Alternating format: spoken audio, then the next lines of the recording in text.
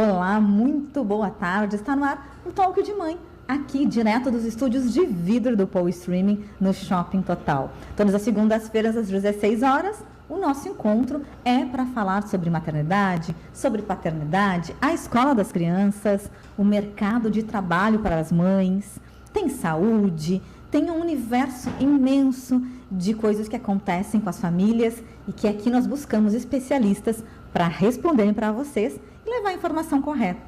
Hoje a nossa pauta vai ser sobre a chegada do segundo filho, para aquelas famílias que já estão com o bebê a caminho ou também para aquelas que planejam o segundo filho. Tem tantas modificações, tantas questões envolvidas, tem questão social, cultural, emocional. Digo que emocional é uma das bem impactantes. Tem também as questões financeiras, enfim, é uma gama imensa de questões. Para conversar conosco sobre isso, eu tenho aqui convidadas muito especiais.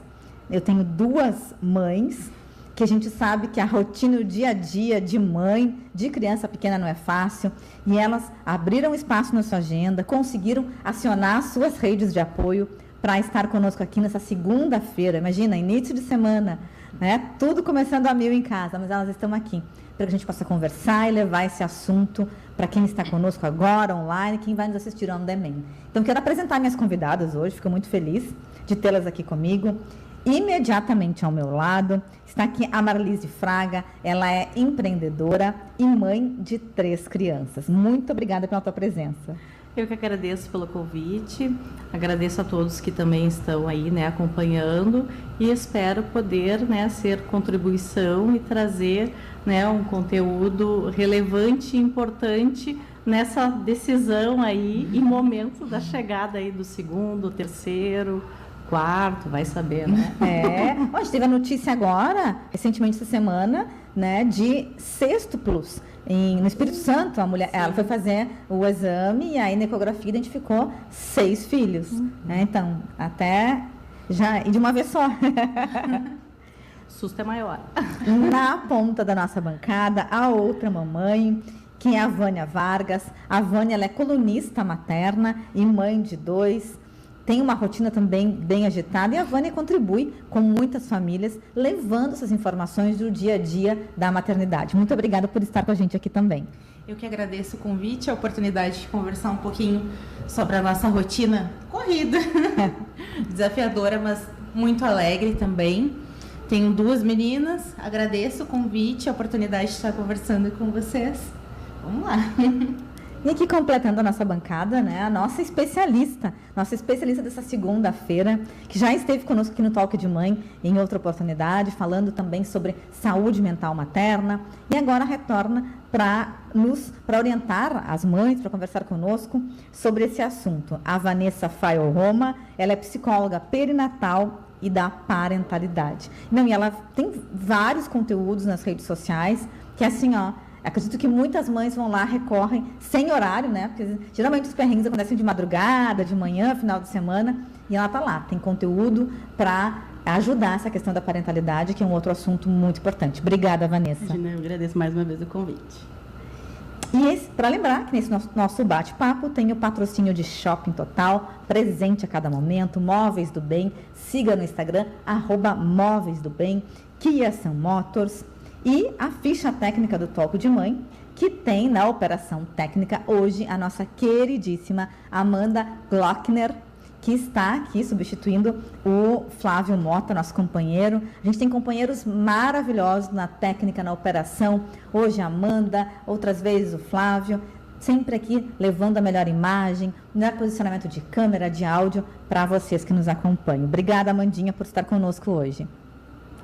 E o nosso programa e o Pow Streaming tem direção geral Thaisa Salve, e o Pow Streaming é uma emissora do grupo F Brasil. Então, assina o canal no YouTube, ativa as notificações e assim você acompanha toda a nossa programação. Tem uma grade bem variada, da manhã à noite. Então, vem com a gente, se informa, se atualiza e se diverte também, porque tem entretenimento por aqui.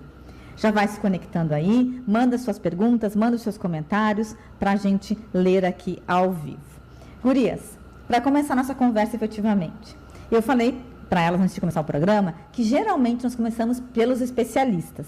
Hoje vai ser diferente. Hoje a gente vai começar pelas mamães. Então elas nos contam como foi esse momento da chegada do segundo filho, se foi algo planejado, se foi algo que não estava tão planejado assim, mas como foi esse momento? Então eu vou pedir para começar aqui pela Marlise, porque depois a gente conversa com a especialista, porque nessa fala, nessa troca, surgem tantas coisas que são comuns a milhares de mulheres e de mães nesse momento.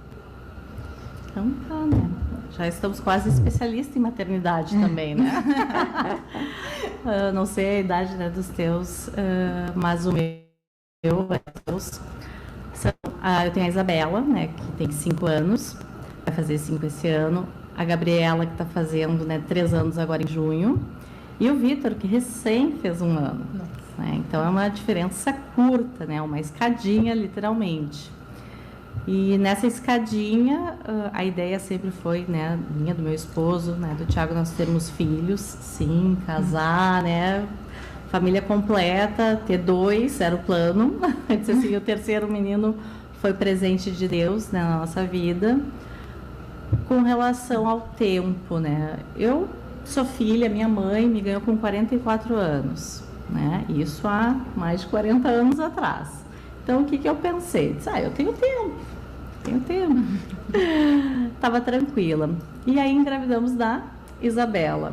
Isabela já foi um parto, assim, uma gestação desafiadora por ser a primeira, né, conclusa. Eu ainda perdi a primeira, passei por esse momento sensível. Com relação à gestação dela, foi complexa pelo sentido do diagnóstico. Eu tenho um milagre em casa, que é a Isabela com relação a uma cardiopatia congênita que ao nascer não se efetivou. Milagre na ciência, milagre, que é uma outra história que podemos falar em outro momento. E mesmo com tudo isso, mas vale trazer, porque assim, eu passei por uma perda, passei por essa gestação que veio antes do meu plano. Eu estava com 37 para 38. Então, eu disse, bom, já que veio, agora a gente vai aproveitar e iniciar a caminhada. Abriu, né, eu disse assim, a fábrica. No momento de carreira que eu estava, o que eu pensei? Eu disse, bom, eu tenho agora, eu espero, sabe aquela conversa, né, de o que eu faço? Conversei com o marido e pensei, disse, bom, eu acho que vamos agora, né, que o momento é agora, para aproveitar e criar tudo junto. O que ninguém fala é dos desafios que vêm dessa decisão. Porque é bem mais simples, né? Tem o desafio do novo, da novidade, de estar conhecendo. Mas quando a gente organizou, agora a Isa fez 1 ano, vamos tentar, e foi bingo de primeira, veio, foi algo bem assertivo, foi tudo, muita alegria, muito bem recebida. Quando soubemos que era uma menina, então, legal, já começamos a economizar as roupas, né, da mana, já começa a guardar, pensando, então tem esse pensamento financeiro. Na chegada dela, da Gabi, veio junto a pandemia, foi em 2020.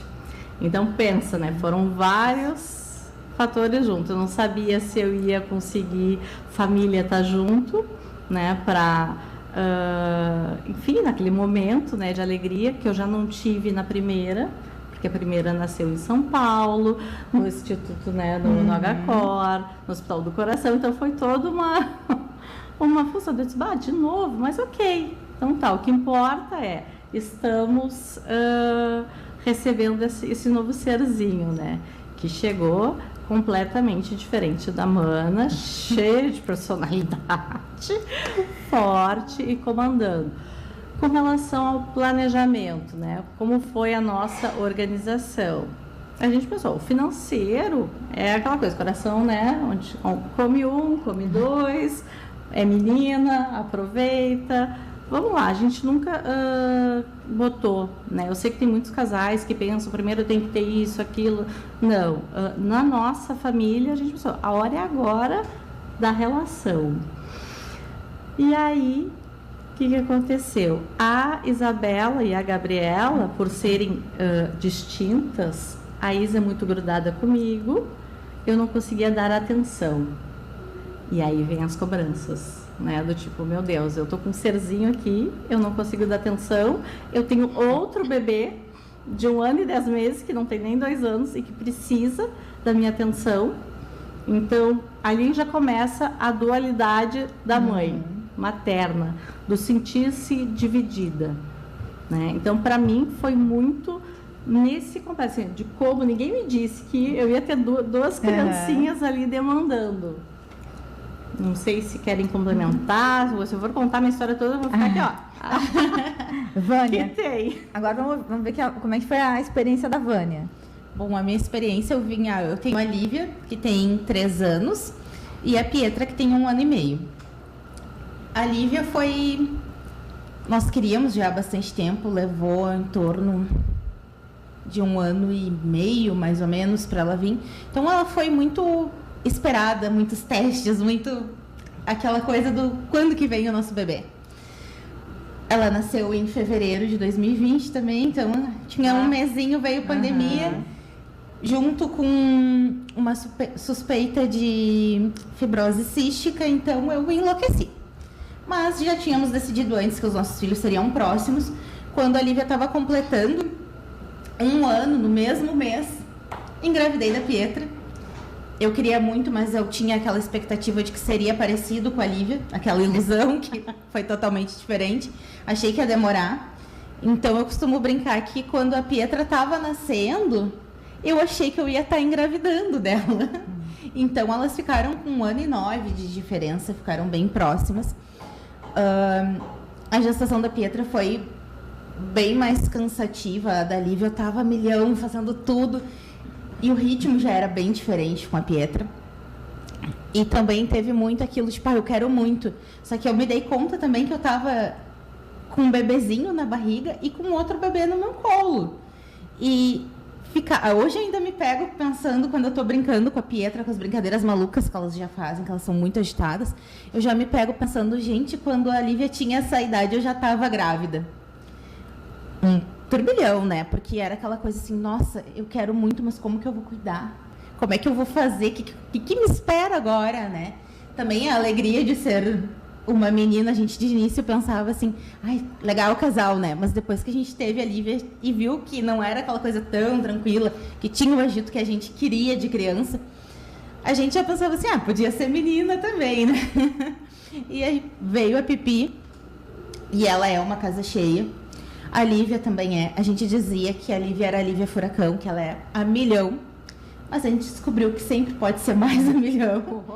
A Pietra é a criança que escala tudo, que quer atenção, vai lá e puxa o cabelo da mana, enlouquece os cães, porque nós somos em 2 crianças, 2 adultos e 2 cães dentro do apartamento. Então, a rotina é puxada. Parabéns. Sobrevivo graças à escola. E teve tudo isso. Eu acreditei que, por já ter passado pelo primeiro ingresso da Lívia na escola, que ela começou com 1 ano, em seguida eu descobri que estava grávida. Segurei ela tudo que eu pude, até em função de pandemia. Quando foi para a Pietra ir para a escola, foi... Meu bebê tá indo de novo, tudo de novo. Achei que não, agora eu tô calejada, vai ser tranquilo. Não. A experiência toda de novo, a adaptação foi diferente. As duas amam a escola, mas tem muita coisa mudando ao mesmo tempo. A Pietra é o bebezinho que pegou uma gripe, vira bronquiolite. A Lívia já é mais forte, apesar de eu achar que seria o contrário. Mas é uma aventura a cada dia, mesmo elas sendo próximas, elas têm muitas coisas em comum. Fisicamente elas são muito parecidas também, mas a personalidade das duas é muito forte, mesmo assim elas são muito diferentes. Vanessa. Bom, né? Enquanto mais pessoas existirem no mundo, não importa, sempre vão ter histórias diferentes, isso é fato, né? Então, cada pessoa tem a sua história, estou ouvindo vocês. A minha história é um pouco diferente, né? Eu sou psicóloga, sou formada, sou especialista na área da psicologia perinatal e da parentalidade, mas tenho uma filha, mas eu não queria ser mãe, eu não desejava ser mãe, não via a maternidade na minha vida. Eu venho de uma família muito simples, muito humilde, né, de uma família muito grande. Então, na minha mente, eu vou ter sucesso na vida quando eu estudar muito, quando eu tiver muitos diplomas, muito reconhecimento, muito, enfim, né? Fiquei sempre preenchendo esse lugar e fugia dessa coisa da família, né, dessa coisa da mulher recatada do lar, a maternidade fugia. Mas, obra do destino, né, ou enfim, não sei, eu comecei meus estágios desde a época da graduação, na parte da materno no hospital, né? Eu trabalhei com mães gestantes, puérperas, com depressão, com ansiedade. E desde lá, desde 2018, eu venho seguindo nesse universo e venho tendo outras percepções, outras ideias também sobre a maternidade, entendendo esse processo também da doença, né? O porquê que as pessoas têm tanto medo, essas crenças, né? Essa história que não adianta. O ser humano, ele sobreviveu e ele sobrevive até hoje por conta da gente ouvir o outro, né? Da gente sentar, nem antigamente nossos antepassados sentar na fogueira e falar sobre as histórias. E isso era o que mantinham as pessoas vivas, né? Olha, não vai por aqui porque aqui tu tem problema, não vai por aqui. E isso é tão forte, isso é tão instintivo, isso é tão antigo que até hoje a gente se conecta muito com as histórias. Só que muitas vezes essas histórias não são só boas, são histórias ruins também, né? E aí quando eu mergulhei, a profissional ficou de lado e a mãe começou a entrar, tu começa a perceber que, opa, não é tão difícil assim. É doloroso, obviamente, né? Mas não é tão difícil assim. É um olhar de conexão espiritual com aquela criança. Cientificamente, a gente diz que as mulheres não têm o instinto materno. Mas quem é mãe sabe que tu tem uma conexão diferente com o teu filho. Que não é comprovado pela ciência, mas quanto mais conectada, mais saúde mental tu tem para perceber esses sinais, mais as coisas dão certo. E por eu já ter trabalho até hoje com mulheres gestantes, depressivas, ansiosas, eu tenho um olhar, eu sempre falo para as pessoas, ter um olhar diferente para a doença, principalmente para a ansiedade e depressão, que elas não são as vilãs, elas são nossas grandes amigas e mostram que alguma coisa precisa ser olhado, precisa ser trabalhado. E isso também a gente vai conversando no decorrer assim do nosso bate-papo. E eu fiquei pensando aqui, né? Tu falaste duas coisas muito importantes. Essa questão da oralidade, né? De quanto se passou pela oralidade, de troca de experiências, né? São as histórias daquilo que deu certo ou não deu certo com uma mulher, que foi passado, né, adiante. E aí vem também alguns medos que a gente tem sem ter vivido aquela experiência. Então, e aí eu falo isso porque eu compartilho com a Vanessa, eu fugi da maternidade, eu sempre brinco que a maternidade correu desesperada atrás de mim, falei, vem cá que tu não vai escapar. E ela chegou para mim mais tarde, próximos 40 anos, e hoje eu estou sentada aqui falando, né, falando um papo de mãe, sendo mãe, então umas vezes eu olho e falo assim, é mesmo? Né? Então, tu vê, hoje as nossas dores curam a gente, né? Hoje tu está aqui, né, como uma especialista falando sobre maternidade. Então, a gente foge de algumas coisas, mas elas vão lá nos encontros para a gente ressignificar tudo isso, né? É incrível. E o outro ponto que tu falaste foi dessa ligação, né, da mãe com os filhos, que não é algo que a ciência tem uma comprovação científica, mas a gente sabe no dia a dia que essa conexão é muito forte. E eu lembrei de ontem, à noite, que eu estava na sala assistindo TV, minha filha estava no quarto, e eu estava sentada, vendo uma série, tomando um chá, comendo alguma coisa, e aí eu levantei, e o marido falou, onde tu vai? Eu falei, eu vou no quarto, que a Aurora deve estar fazendo alguma coisa. E aí eu cheguei no quarto, ela estava sem as cobertas, na cama, já quase caindo. Ela foi descendo. Daí ele chegou e falou assim, mas ela te chamou? Eu falei, de alguma forma chamou? Uma telepatia. De alguma forma ela me chamou. Então tem umas conexões muito malucas que a gente não sabe explicar cientificamente, mas são conexões, né? Acontecem. E a gente teve aqui um relato, né, de duas situações diferentes, mas esse momento, para outras mulheres, é um momento bem mais desafiador. Porque a gente ainda tem essa questão de... As gurias falaram do tempo, né? A distância entre um filho e o outro. Há um ano. Antigamente, as mulheres tinham... né? Assim, era um por ano, né? O dito popular era esse, né? Era um por ano. Hoje em dia, já é algo que muitas vezes, quando acontece, a própria mulher se sente um pouco... qual é a palavra que eu vou usar? Ela se sente um pouco desconfortável até na hora de comunicar essa gravidez com medo dos julgamentos. O meu pai reagiu de novo.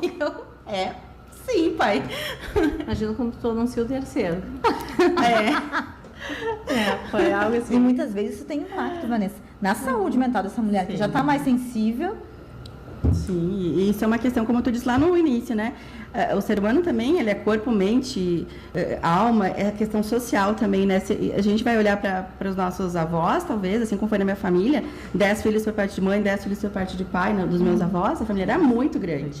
A família servia, os filhos serviam também como aquela mão de obra para ajudar na agricultura ou em outros, ou para seguir o nome da família, enfim. Mas a gente olha para o passado, a gente vê famílias grandes. Mas hoje, o normal, né, que a gente diz, assim, que o nosso meio, assim, é um filho. Hoje tá muito comum também as pessoas não quererem ter filhos, né? Então, a quantidade é menor. Mas isso é certo ou errado? Não tem, né? Não faz um sentido, porque, enfim, isso é muito da questão cultural do ser humano. Mas, obviamente, que traz uma série de medos aí para quem vai anunciar, o que as pessoas vão pensar, o que as pessoas vão dizer. E outra coisa que eu pensei agora, que faz sentido com o que a gente está conversando, sobre essa questão da chegada de 2, ou do terceiro, do quarto, quinto filho, enfim, sobre essa questão do feminino, né? A mulher sempre vai ter, sempre não, é uma palavra pesada, mas a gente tem sim uma série de questões do olhar do outro. O que o outro vai pensar, o que o outro vai achar, porque a gente foi ensinada, ou geralmente a grande maioria das mulheres, para ser o quê? A polida, a boazinha, para dizer amém para os outros, para agradar, senta assim, faz assado. Então, quando envolve uma notícia terceira, eu sei que o fulano, que eu vou falar para ele, ele gosta muito de brincar, de ser isso, tu já fica com aquele medo, tu já fica com aquela questão. E isso impacta na saúde mental, isso impacta numa ansiedade, numa depressão, mas é necessário, né, ser firme com aquilo que faz sentido para a pessoa. O que o outro vai pensar, sempre vai ter alguém para falar coisas boas e coisas ruins. E aí a gente tem que se fortalecer internamente para não correr esse risco de ficar muito em função do que os outros vão achar, né? E não só nesse aspecto, né? A saúde mental da mulher, da mãe, nossa, ela eu digo assim, ela é colocada à prova. Né? E nem sempre ela vai vencer essa prova. Né? Eu estou falando assim, agora trazendo a minha vivência. Na chegada da Isa, mesmo eu passei por todo esse, né, processo de estresse na gestação, que eu passei super bem. Todo mundo diz, nossa, não parece que tu tá assimilando o diagnóstico da tua filha. Eu disse, não.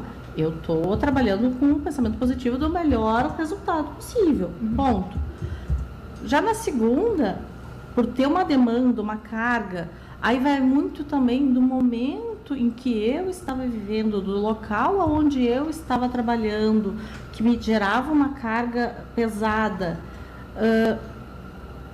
Logo após o nascimento, quando ela, da Gabi, naquela função, quando eu comecei a pensar, e agora eu vou voltar para o trabalho.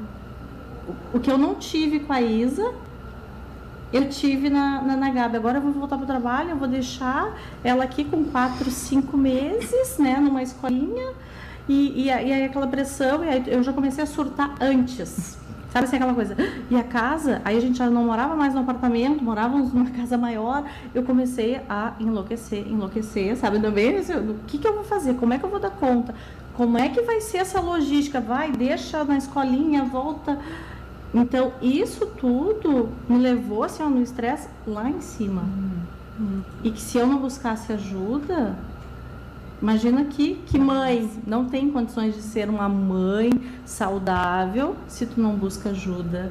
Se tu tá ali, porque aquela criança, aquele ser, os dois, né, no caso, a família, o marido, a mulher, nós precisamos estar saudáveis, né? A preocupação, ela nos consome. Sim. Então, a preocupação, ter preocupação faz parte da vida, né? Mas quando ela entra num excesso, ela te consome, estava me consumindo. Sim. Então, eu tive, peraí, mas quantas mulheres não se dão conta que estão entrando nesse mecanismo aí de só preocupação e não buscam ajuda, e aí depois, né? Assim, que levam até mesmo muito tempo, né? E a situação acaba se agravando. Então eu já busquei, eu digo assim, foi no time. Eu digo, cada filho me deu um presente. né? Cada filho, ele me proporciona uma mudança, né? Fazer uma gestão diferente de mim, né? de mim como mãe, para poder educar, né? Porque esse é o nosso papel, educar. E nem tudo que funciona com um funciona Não. com o outro, e às vezes é totalmente o oposto. Nem né? de famílias e nem de filhos. Eu digo assim, eu tenho são 3 personalidades totalmente diferentes. O que funcionou com um não funciona, e que nem eu disse assim, agora no Vitor eu tô tentando, que já tentei com uma, com outra, e tô indo para outra, tô tendo que me reinventar, né? Totalmente diferente. E sabe o que tu trouxe, algo que eu fiquei pensando aqui? O quanto essa palavra, eu preciso dar conta, ela é uma palavra muito perigosa, porque nós não precisamos dar conta, isso é uma construção social, que é do feminino, né? Mas, enfim, faz parte da nossa realidade. E essa palavra, dar conta, ela pode ser boa, positiva, como foi no teu caso, porque, opa, eu preciso dar conta, eu não estou conseguindo. O que está acontecendo? Vou procurar ajuda. Ela cumpriu a função, né? Fez tu se movimentar e ir atrás do que eu precisava. Mas algumas pessoas, por uma questão de ego, do que ouviu dessas histórias ruins, né? De várias outras coisas, se eu preciso procurar ajuda, é sinal que eu sou falha. É sinal que eu não estou dando conta. Nesse time. E aí que o bicho pega. Porque aí o medo, que é a ansiedade, que está na depressão, o medo que é normal e saudável, a doença, a ansiedade e depressão, assim como outras, elas servem de alerta. E se a gente não escuta, não faz isso, porque nós somos seres humanos, nós somos falhos, né? A gente sempre precisa evoluir. Só que se tu fica ali... como assim eu não sou perfeito? Como assim eu não tô dando conta? Como assim fulano falou que eu não sou boa o bastante, que eu não sou uma boa mãe? Peraí! E aí tu vai te inflando aquele ego, e aí aquilo que era para ser simples de ser resolvido fica como um fantasma, e cada vez cresce mais e se alimenta mais, e aquilo vira um monstro, né? E aí que mora o grande problema. Socorro. Sabe que falou, né? Cada filho traz um aprendizado, né? A primeira eu aprendi que, a casa vai ficar bagunçada, né? Aquela necessidade de casa organizada, né? Não funcionava. Quando chegou a segunda, então, aí só esquece. Mas a segunda me ensinou que eu posso pedir ajuda. Que eu posso, sim, ter e contar. E aí, falando agora também de uma estrutura familiar, né? Eu vim de uma, eu sempre fui eu sozinha, eu me virando, eu me dando conta. Tenho minha família, tenho meus irmãos, mas é uma cultura nossa. A gente é cada um por si, sempre foi. E aí eu entrei na família do meu esposo, que é uma família que lá é assim, um por todos, todos por um. Parece lá em casa. E aí, eu disse assim, mas como assim tu quer ficar com a minha filha e me ajudar? Não que eu nunca tive ciúmes, nada, pode pegar, pode largar, mas aquele negócio pode... Hoje chega a ser engraçado, porque com o Vitor, eu já esquematizo, não, vou pedir pra tia, vou pedir... Hoje eu vou pedir pra quem? Eu mesmo já conto com essa rede de apoio, que é muito importante também, né? Sim, é importante se permitir ser permitir, né? Mas é importante ter também, né? Porque vamos pensar assim, para quem tem 3, né? Tu tem que pensar. Se a proposta hoje do tema é eu quero ter um segundo filho, né? Ninguém me disse, olha só, tu vai ter uma trabalheira do cão. É louco. É louco o negócio. Vale a pena, mas assim, não tem rede de apoio, não tem como parar de trabalhar. Demanda, porque hoje eu empreendo, eu trabalho, mas eu brinco assim, eu sou 70% mãe de tempo, 30% empreendedora, 100% mãe, 100% empreendedora, porque eu estou sempre pensando numa oportunidade de negócio, e quando eu estou no negócio, eu estou pensando nos meus filhos.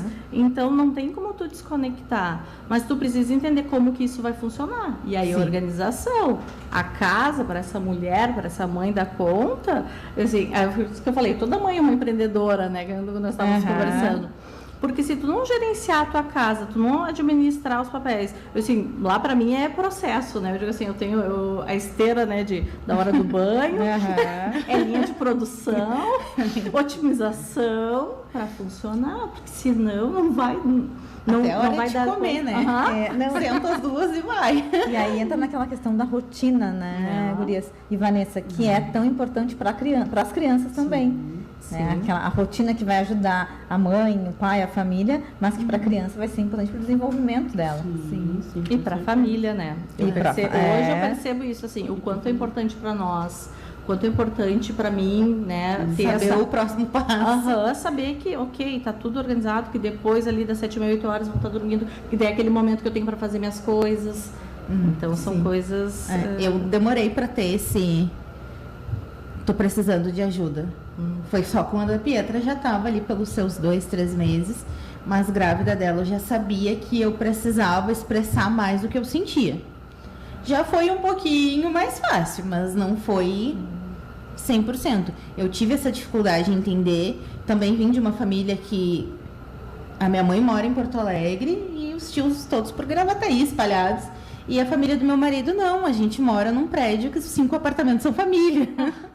Então é bem diferente. Eles também são um por todos, todos por um. Então para mim também foi um pouco difícil, bastante inclusive. Isso do entender, hoje eu não me vejo a nossa rotina funcionando sem a Dinda da Pietra. Que me ajuda com as duas. Ela tem 4 filhas, mas ela tá sempre ali. E ela acabou me mostrando que a rede de apoio faz super diferença, porque eu sofri muito com isso de... Não, eu tenho 2 filhas, eu escolhi ter 2 filhas, então... Sou eu que tenho que dar conta da minha família, da minha casa, da comida, de tudo.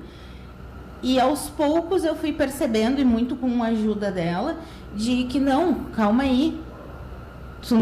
O mundo não vai acabar se tu deixar as gurias um pouquinho ali para te tomar um banho com mais calma, ou para te preparar a comida sem enlouquecer. Porque antes eu achava, não, tem que ser eu. Não sei se tu te deu conta disso. O que eu me dei conta foi assim, gente, eu sou responsável pela educação. Eu não posso querer terceirizar para a escolinha, para babá, ou para quem quer que for, né, para avó, para o tio. Não. A educação, ela é nossa, né, do casal, da família.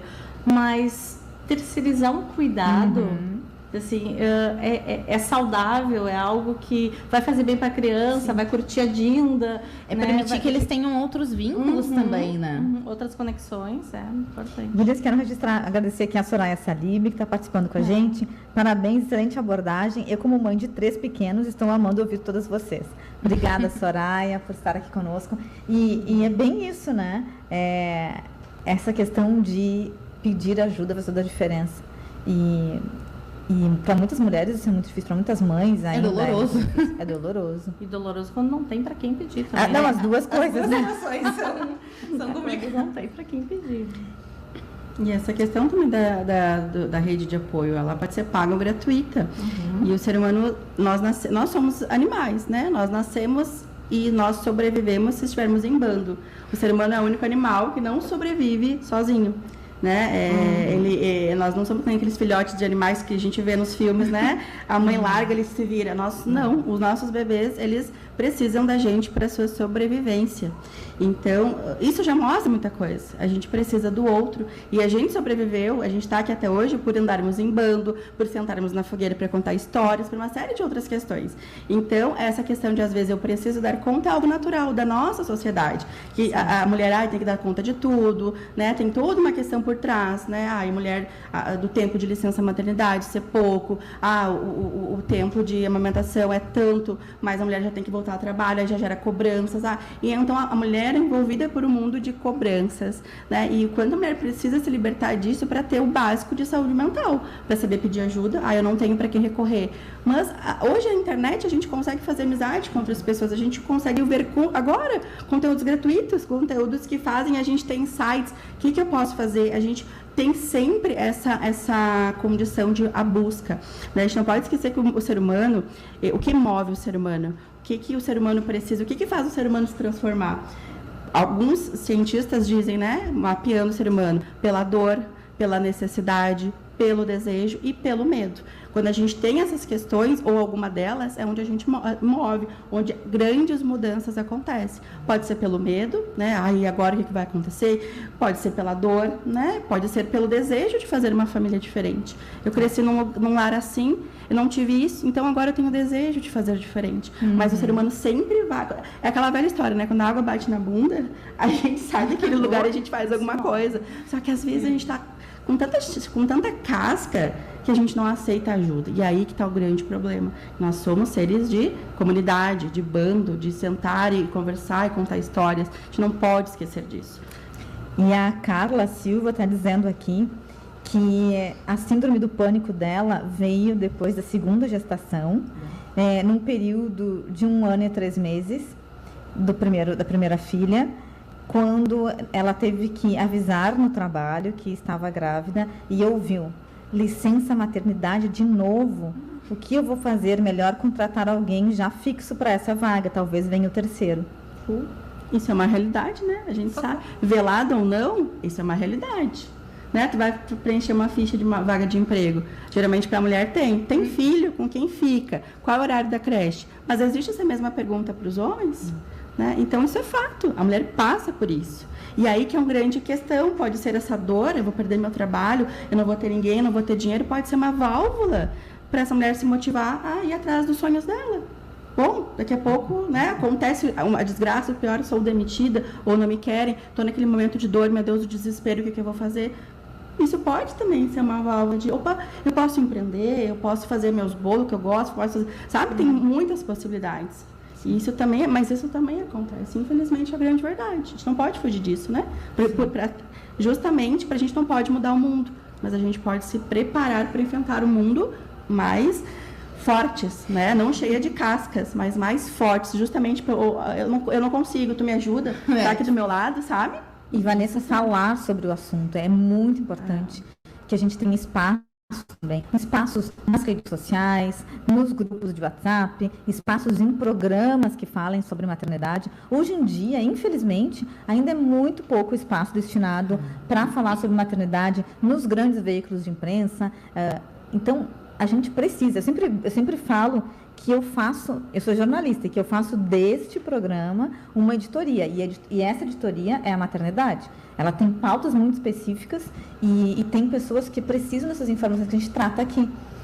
Então, eu preciso que este assunto, né, do segundo filho, todo o impacto que tem, os desafios, eles cheguem até as pessoas, cheguem até os empregadores, né, a sociedade de forma geral. A gente precisa levar esses temas da maternidade e colocá-los nas pautas de urgência, né? Porque senão, se nós, enquanto mães, não falarmos sobre isso, a gente não pode esperar que surjam de outros lugares, né?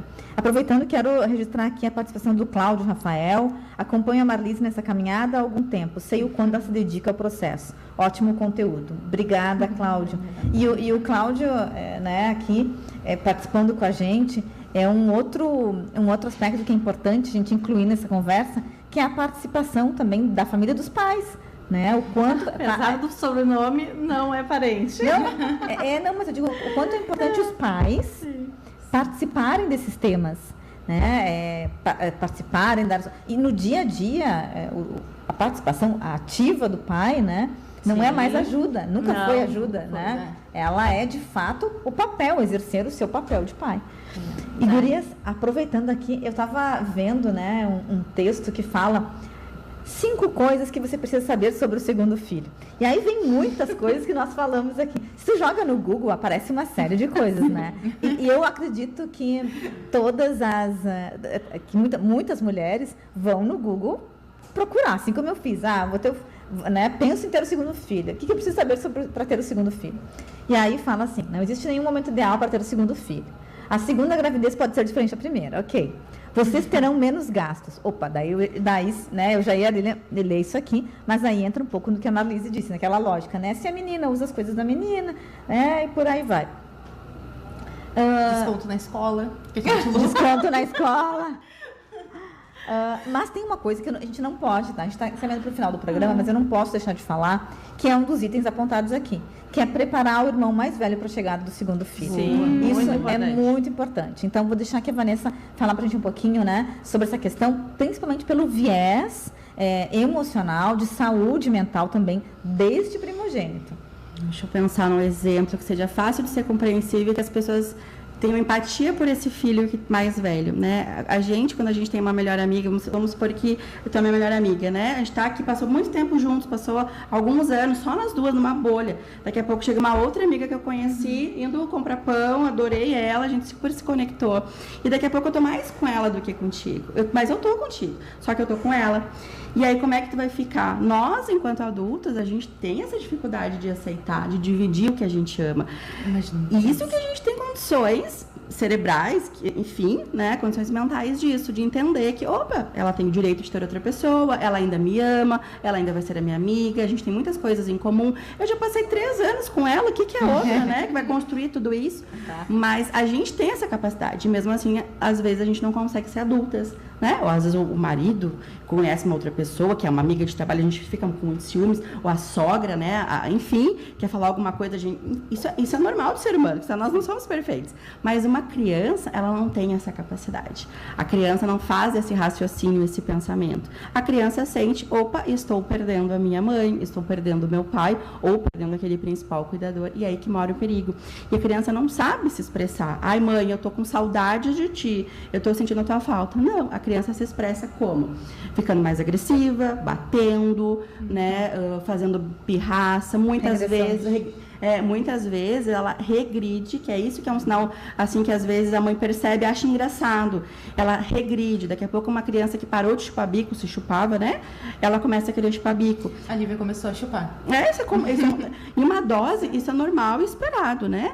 Porque ela está mostrando que uma coisa, isso é um bom vínculo, né? Tu só tem medo de perder daquilo que tu se vinculou. Se essa criança não tivesse medo de perder, ela não teria vínculo com essa pessoa, isso é positivo, né? Mas a criança vai tendo esses sinais de regressão, daqui a pouco eu sou bebê e começa a querer mamadeira, querer mamar no peito. Então, ao invés, saber disso é importante porque a mãe para de agir naquele lugar da punição, porque o ser humano é muito assim, de punir o que é errado.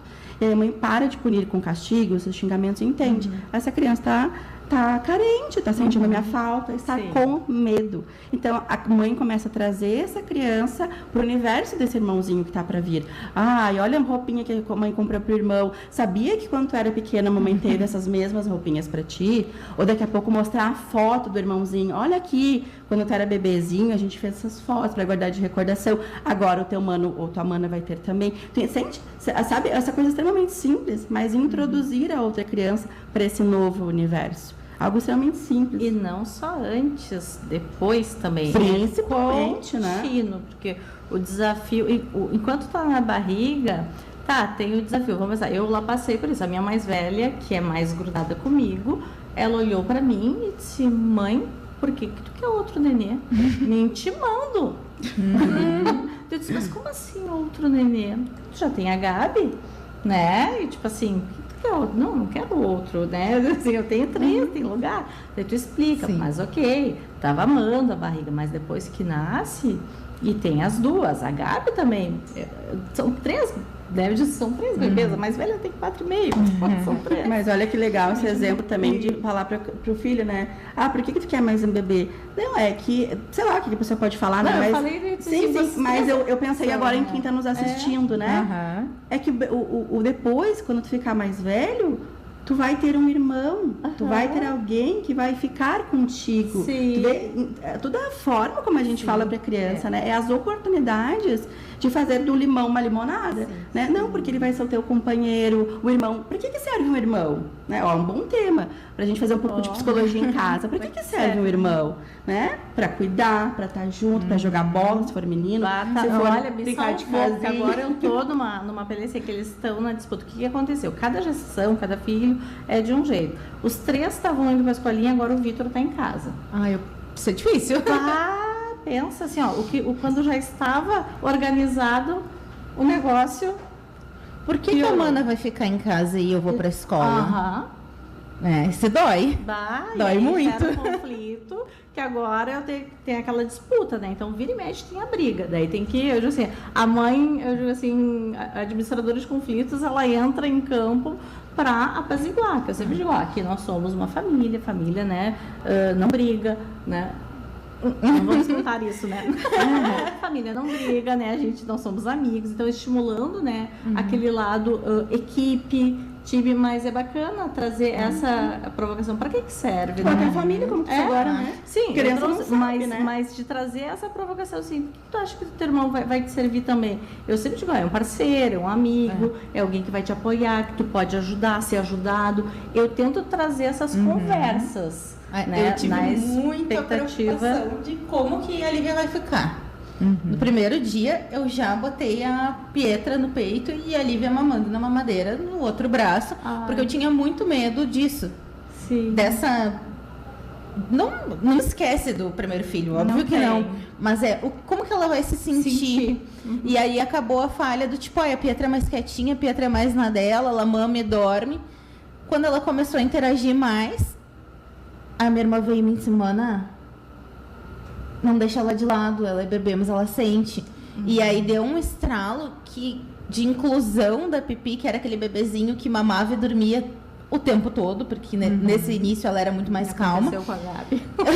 Isso é bem importante da gente falar também, porque às vezes é um processo que o bebê está mostrando, que às vezes a gente tem uma tendência, eu vou cuidar daquele ali que é mais falante, é mais expansivo, demonstra mais. Que já é mais velho também. E daqui a pouco, o olhar deveria ser para esse que está mais quietinho, que não dá trabalho, porque ele vai se... Quando eu me dei conta disso, meu Deus, estou fazendo tudo errado. E corre para botar as duas no mesmo ritmo.